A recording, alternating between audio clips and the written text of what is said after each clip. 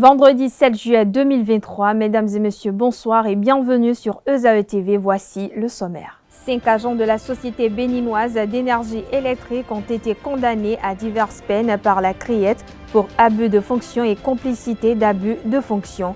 Dans ce dossier sont impliqués 2 fonctionnaires de la SBEE et 3 agents agréés de la société. Les mis en cause sont poursuivis pour extension de poteaux électriques sans autorisation préalable. Plus de détails dans cette édition. Disponible gratuitement pour les populations, la télévision numérique terrestre est désormais une réalité au Bénin. Le lancement de la TNT intervient dans la mise en œuvre du projet numéro 21 du programme d'action du gouvernement. Au total, 16 chaînes figurent dans le bouquet proposé. Quels sont les apports de la TNT dans les ménages? Éléments de réponse dans ce journal. Instauré depuis 2018, le mois de juillet au Bénin est dédié à la mode. Le top de l'édition 2023 a été donné le 1er juillet 2023 à Cotonou. Vous suivrez dans un instant le programme de cette édition présenté par Félicien Rolano, président de l'Association des créateurs de mode du Bénin.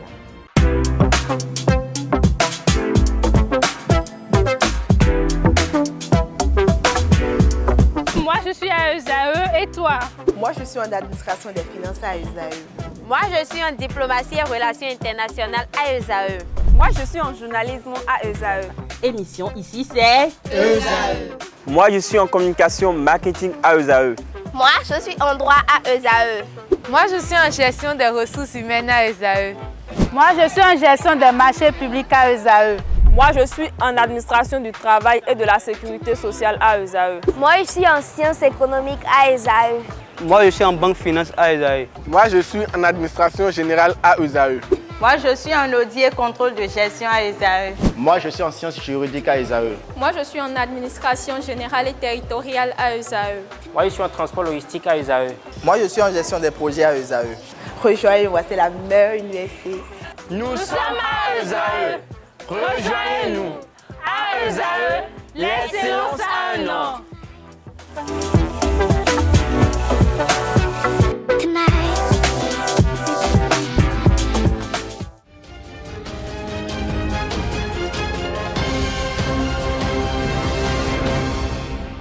À nouveau, bonsoir. Merci de nous préférer pour vous informer. La Cour de répression des infractions économiques et du terrorisme CRIET a condamné ce jeudi 6 juillet 2023 5 agents de la Société béninoise d'énergie électrique pour abus de fonction et complicité d'abus de fonction. Il est reproché aux accusés d'avoir fait une extorsion de poteaux électriques et d'avoir posé sans autorisation formelle 38 compteurs au profit des populations de Dekungbe dans la commune d'Abomey-Calavi.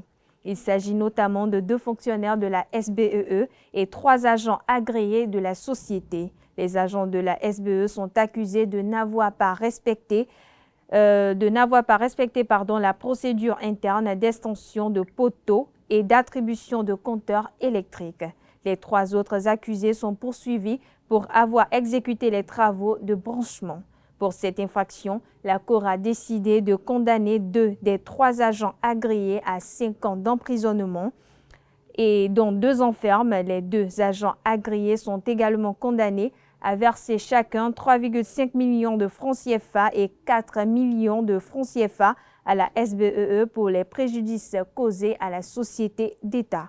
Le 3e agent agréé a écopé, lui, d'une peine de prison d'1 an assortie de sursis.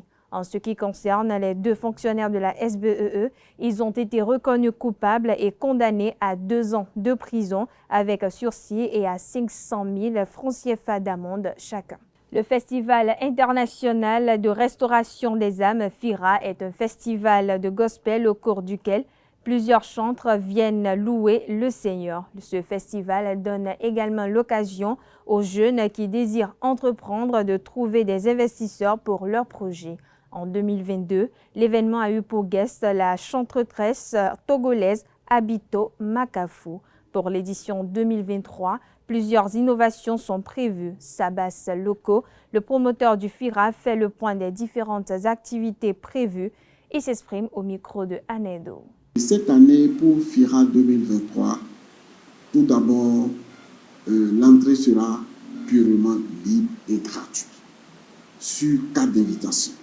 Parce que nous voulons un grand nombre. C'est un événement qui va rassembler presque 30 000 personnes. Nous allons inviter Apôtre Shema du Bénin et plusieurs chantres du Bénin. Nous allons inviter Chidima du Nigeria, Kérosé DJ de la Côte d'Ivoire. Ok? Et c'est un événement 100% gospel. Nous voulons inviter encore plusieurs chantres du Bénin que nous sommes en train d'étudier pour les ramener à ce grand festival qui aura lieu au Bénin.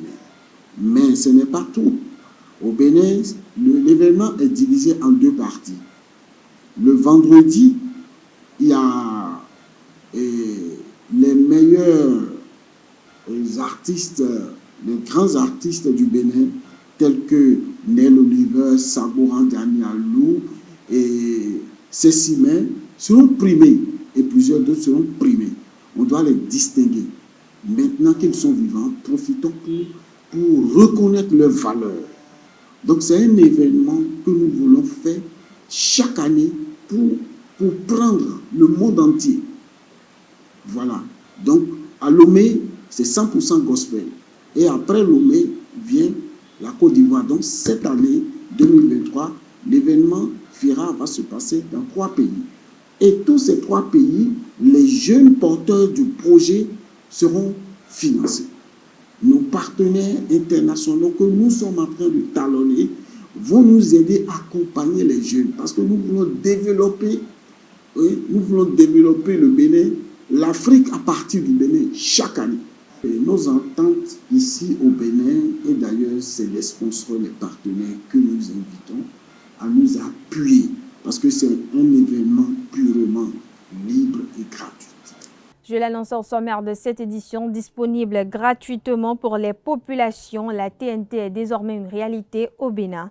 La ministre du Numérique et de la Digitalisation, Aurélie Adamsoulé-Zoumarou, a procédé le vendredi 17 février 2023 au lancement officiel de la télévision numérique terrestre TNT. Au total, 16 chaînes figurent dans le bouquet proposé par la TNT. Interrogé sur cette actualité, Dieudonné Bokovo, ancien conseiller à la Haute Autorité de l'Audiovisuel de la Communication RAC, revient sur les apports de la TNT dans les ménages. Suivons-le au micro de Francis Faramé. Sur un seul canal, on peut mettre 15 programmes, 16 programmes, 20 programmes. Ça dépend de la technologie utilisée. Pour le Bénin, aujourd'hui, là, avec un seul canal, maintenant, on émet 16 programmes. Donc, il y aura récupération des autres programmes, des autres fréquences. C'est ça qu'on appelle le dividende numérique. Donc, il y a vraiment à gagner. Ce que je vais dire aux promoteurs, c'est de respecter les caractéristiques techniques. Ce qui est contenu dans le cahier de charges qu'ils ont acquis auprès de la RAC. Il faut respecter ça rigoureusement. Maintenant, en ce qui concerne les téléspectateurs, le gouvernement a su bien faire et il y a un arrêté interministériel qui a fixé le plafond des décodeurs à ne pas dépasser. En ce qui concerne le décodeur TNT du Bénin, c'est à 10 000 et l'antenne le moins cher est à 6 000 et le plus cher est à 8 000. Donc, au total, si vous avez 18 000 et vous avez un bon technicien des installations de décodeurs et d'antennes, vous aurez meilleure qualité d'image. Il n'y a pas de comparaison avec ce qui se passe en analogique. En ce qui concerne les promoteurs, je les conseillerais également d'avoir un programme alléchant. Donc, c'est là où se posera maintenant le problème. Quel est le contenu de votre programme? C'est ça qui va intéresser, puisque au niveau de diffusion maintenant, vous avez les mêmes qualités techniques. Voilà ce que je peux dire. Et comme vous le savez, effectivement, vendredi 17 février 2023, on a lancé officiellement les 16 chaînes. Et c'est un seul canal qu'on a utilisé pour faire. Donc, d'ici à là, on va récupérer les autres fréquences quand on va passer en numérique. Et là, quand on parle de fréquences, ça coûte très cher. et on aura la possibilité d'avoir G5, ainsi de suite. Instauré depuis 2018, le mois de juillet est dédié au mois de la mode. Ce mois permet de faire la lumière sur le travail des différents acteurs de la mode béninoise. Pour comprendre l'importance de ce mois, ainsi que le programme de cette édition et sa particularité, Quentin Amousso et Carles Kitome vous proposent de suivre Félicien Rolenon, président de l'Association des créateurs de mode du Bénin. Suivez plutôt. C'est un mois qui nous permet d'être un peu essoufflés. Déjà, ça fait partie des débuts de vacances. On l'a retenu, c'est pas de nous. Nous, on l'a juste proposé et on nous l'a fait gagner. Dans la sous-région, il n'y a pas de mois de la mode, mais le gouvernement actuel nous a fait ce don. Une manière de nous célébrer plus. Voilà, pour nous, c'est un pari gagné. Sinon, le mois de la mode fait partie des plans quinquennales de l'Association des créateurs de mode du Bénin, que le gouvernement actuel a institutionnalisé. Nous, on ne peut que dire bravo, bravo, et comme quoi la mode chez nous est devenue réalité et très compétitif. Alors, le menu de cette édition, on est d'ailleurs déjà en plein dedans. Déjà le samedi 1er passé, il y avait eu le lancement, parade défilé, pour inaugurer, pour lancer ce mois de juillet, qui est le mois de la mode béninoise.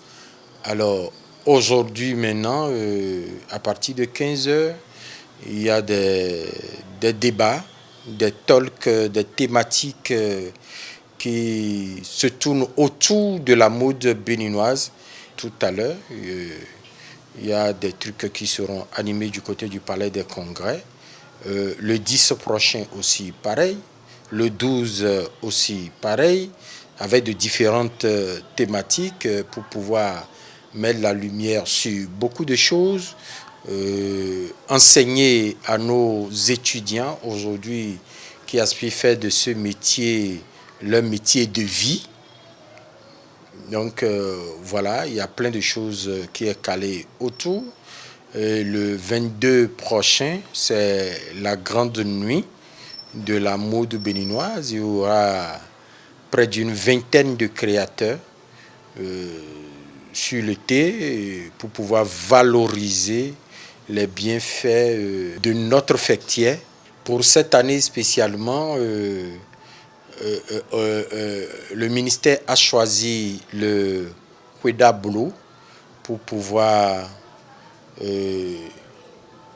mettre plus la lumière sur tous ces tissus-là. Hueda Blue, c'est un tissu fabriqué au Bénin, comme le canevas. On parle société à présent. Le mariage interreligieux ou mariage mixte est le mariage civil ou religieux entre des personnes de confessions différentes. Parfois source de discorde ou d'entente au sein des familles, le mariage interreligieux reste encore de nos jours sujet de conflit. Comment le mariage interreligieux est-il apprécié dans nos religions? Comment ce phénomène est-il perçu surtout dans la religion islamique? Élément de réponse avec Nourdine Abdul-Latif, imam de la mosquée Wakori de Cotonou. Suivons-le au micro de Francis Farami et Nansérine Fatoumbi. Alhamdulillah, salatu wa salam ala rasulullah sallallahu alayhi wa sallam. En fait, le mariage en islam permet de compléter la foi du croyant, quelle que soit la croyante ou bien le croyant. Donc, une fois que le mariage est effectué, la foi est au complet. Donc, c'est très important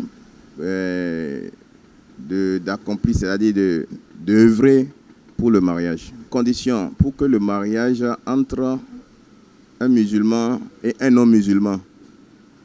Bon, l'homme musulman peut épouser une qui n'est pas musulmane à condition qu'elle se convertisse pour que le mariage se réalise. Donc, mais la femme musulmane ne doit pas épouser un homme musulman selon les Écritures. Le Coran recommande fortement le mariage. Célébrer le mariage avant d'avoir l'intimité, c'est-à-dire payer la dot de la femme, vous voyez, et le mariage est célébré et là, on peut consommer le mariage. La dot, bon, on n'a pas besoin de payer une grande chose. C'est une négociation qui se fait entre les deux familles. Donc, par exemple, bon, si la famille décide de prendre 500 000 comme dot et tout, bon, on peut négocier jusqu'à 100 000. Maintenant, le mariage le moins coûteux, c'est ça qui a plus de bénédictions en islam. Le mariage qui fait beaucoup de tapage n'a pas de bénédiction comme le mariage qui n'a pas fait autant de tapage, c'est-à-dire qui est célébré en secret. Bon, nous recommandons fortement aux jeunes qui ont les moyens de célébrer le mariage, parce que le mariage permet de compléter la foi. Et nous leur disons d'éviter la fornication. Subhanakallahumma wa bihamdika ashhadu an la ilaha illa anta astaghfiruka wa atubu ilaik. À l'échelle internationale, la ministre chargée des collectivités territoriales, Dominique Faure, a détaillé ce vendredi 7 juillet 2023 devant les maires des villes moyennes un plan de 5 millions d'euros visant à renforcer la protection des élus. Ce qu'il faut retenir de ce plan est que la majorité des fonds sera utilisée pour le renforcement des caméras de surveillance et des dispositifs de sécurité installés devant les mairies ou les domiciles des maires. L'autre volet de ce plan est l'accompagnement psychologique dont les maires agressés ainsi que leurs familles pourraient bénéficier. Une loi permettant de punir de la même manière ceux qui s'en prennent aux élus et ceux qui s'attaquent à des agents en uniforme sera présentée à l'automne. Très attendu sur le terrain, l'alignement des sanctions pénales à l'encontre des auteurs d'agressions d'élus sur celles prévues en cas d'atteinte à des agents en uniforme sera l'objet d'une loi à l'automne, a précisé Dominique Faure. En 2022, 2265 plaintes et signalements pour violences verbales ou physiques envers des élus ont été recensés. Récemment, lors des émeutes liées à la mort du jeune Nahel, les élus ont été à nouveau pris pour cible. Toujours à l'échelle internationale, à 4 jours du sommet crucial de l'OTAN qui va se dérouler à Vilnius en Lituanie, le secrétaire général de l'Alliance a donné en début d'après-midi une conférence de presse en prévision de la réunion qui débutera lundi prochain. Lors de ce point, Jens Stoltenberg a rappelé les principaux enjeux qui seront discutés au cours du sommet, notamment concernant l'Ukraine. La question qui se pose est comment continuer à soutenir l'Ukraine, actuellement en pleine contre-offensive. À en croire le secrétaire général de l'organisation, l'Ukraine deviendra membre de l'Alliance. Au-delà des mots, Jens Stoltenberg est également revenu sur le rapprochement entre l'OTAN et l'Ukraine, réclamé par le président ukrainien Volodymyr Zelensky. Concernant ce dossier ukrainien, Jens Stoltenberg est aussi revenu sur la promesse faite par les alliés de l'OTAN de fournir 500 millions d'euros d'aide à l'Ukraine afin d'approvisionner le pays notamment en carburant ou pour une assistance médicale à la mise en place d'hôpitaux militaires. Le président ukrainien Volodymyr Zelensky, attendu lors de ce sommet qui se tient à Vilnius les 11 et 12 juillet, réclame de l'OTAN les engagements clairs sur une perspective d'adhésion une fois que la guerre déclenchée par la Russie sera terminée. Voilà, chers internautes, c'est sur cette information que prend fin cette édition. Merci de l'avoir suivi, merci de votre fidélité. Excellente soirée sur Eusao TV.